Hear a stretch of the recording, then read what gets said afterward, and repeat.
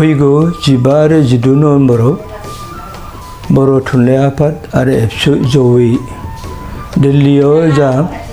बड'लेण्ड महोत्सव खुंनो थांगासिनो दङ बेखौ खोनानानै जों जोबोद गोजोननाय मोनदों आरो बे महोत्सवनि गेजेरजों बर' राव थुनलाइ आरो हारिमु जौगानाया मोनसे आगानसेबाबो आवगायगोन बेखौ आसा फारिदों। बर' हारिया जा मोनसे गेरेमसा महर हिसाबै गावखौ दानायनि मोनसे सिमां नुदों बे दानायाबो जाफुंसार जानो थाखाय थांगासिनो दङ बेखौ जों नुहुरनो मोनदों आरो बे महोत्सवआवनो जिहेतु जोंनि भारतबर्षनि प्रधानमन्त्रि मदि बिथां आरो बेनिफ्राय आसामनि गिबि मन्त्रि चिफ मिनिस्टार बिथां हिमन्त बिश्व शर्मा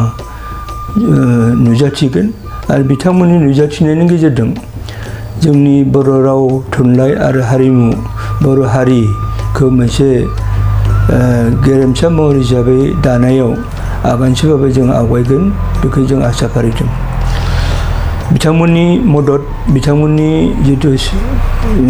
जोंनि बर' हारिनि सायाव बर' राव थुनलाइनि सायाव मदद मोनगोन बे मददा अरायबो जोंनि थाखाय मोनसे गोसोखांथाव मोनसे बुब्लि जागोन आरो बर' राव थुनलाइया बेवहाय जा मोनसे